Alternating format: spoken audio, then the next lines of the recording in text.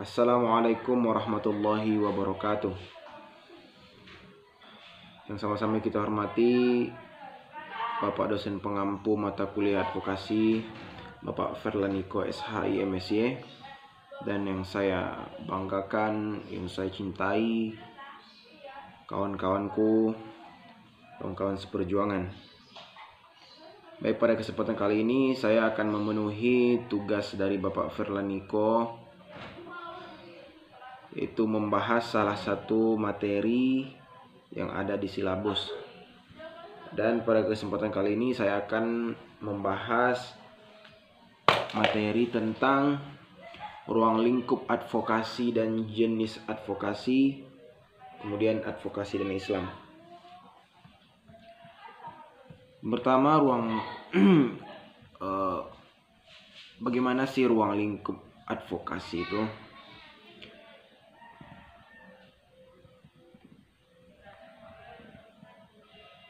Jadi advokasi yang diberikan oleh pemberi advokasi ada kalanya berupa jasa hukum, yakni pelayanan hukum yang bertujuan untuk memperoleh jasa berupa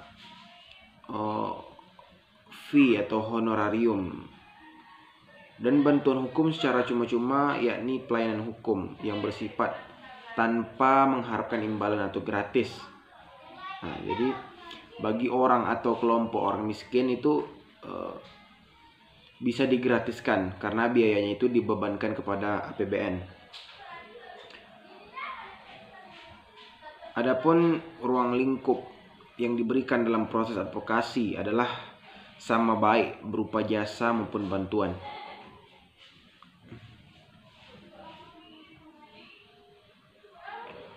Kemudian kita masuk ke jenis-jenis advokasi. Advokasi ini ketika dikaitkan dengan skala masalah yang dihadapi dapat dikategorikan kepada 3 jenis. Yang pertama itu ada advokasi diri.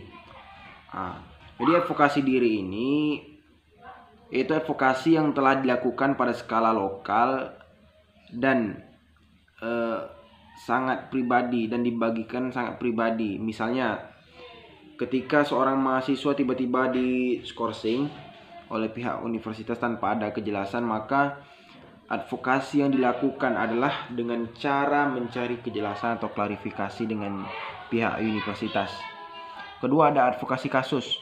Nah, advokasi kasus ini dilakukan sebagai proses pendamping terhadap orang atau kelompok tertentu yang belum memiliki kemampuan membela diri dan kelompoknya.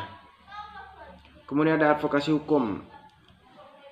Advokasi hukum ini adalah serangkaian tindakan yang dilakukan oleh ahli hukum atau lembaga bantuan hukum dalam bentuk konsultasi, negosiasi, kemudian ada mediasi, serta pendamping baik di dalam ataupun di luar pengadilan yang bertujuan untuk menyelesaikan sengketa yang berdimensi hukum. Oke, selanjutnya kita masuk ke advokasi dalam Islam. Jadi advokasi ini sebagaimana yang telah dijelaskan di dalam Undang-Undang Advokat Nomor 18 Tahun 2003, yaitu pemberi bantuan hukum baik di dalam ataupun di luar pengadilan yang memenuhi syarat berdasarkan ketentuan undang-undang yang berlaku. Advokat merupakan pemberi jasa bantuan hukum yang independen di luar pemerintah berupa konsultasi, advokasi, kuasa, dan sebagainya. Jadi berbicara advokat menurut hukum Islam, dalam hukum Islam, seperti yang telah dijelaskan tadi, bahwa advokat ini dikenal sebagai lembaga pemberi bantuan hukum. Jadi secara fungsinya itu ahli hukum menyamakan posisi advokat dalam Islam dan lembaga pemberi jasa bantuan hukum ini seperti hakam, mufti, masholih alaih. Ketika pemberi bantuan hukum tersebut fungsinya itu hampir sama saja.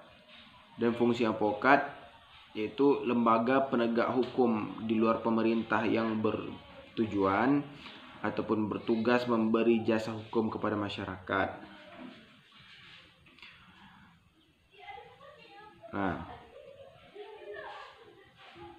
jadi lembaga hakam seperti yang telah dijelaskan sebelumnya adalah pemberi bantuan hukum dalam Islam yang berada di luar pengadilan, yang mana bertugas menyelesaikan perkara yang terjadi di tengah masyarakat. Namun keputusannya tidak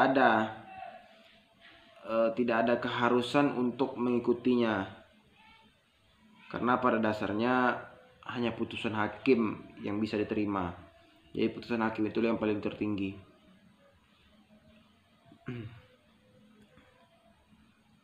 Kemudian para ahli fikih berpendapat bahwa seorang hakam seharusnya itu memiliki sifat seperti hakim, yaitu bisa dijadikan saksi baik itu laki-laki maupun perempuan yang mempunyai keahlian di bidang hukum, sehingga dalam praktek hakam bisa melakukan bantuan hukum dengan maksimal.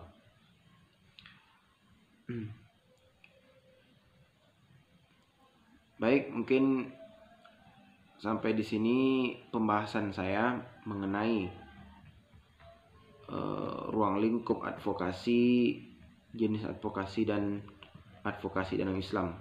Mohon maaf videonya tidak bisa panjang-panjang karena kepada Bapak karena video tidak bisa panjang-panjang karena memori saya terbatas.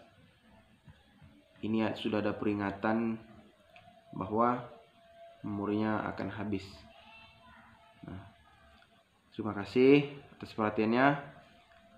Kalau ada kesalahan itu datangnya dari saya sendiri, kalau ada yang benar itu datang dari Allah Subhanahu wa taala. Terima kasih. Assalamualaikum warahmatullahi wabarakatuh.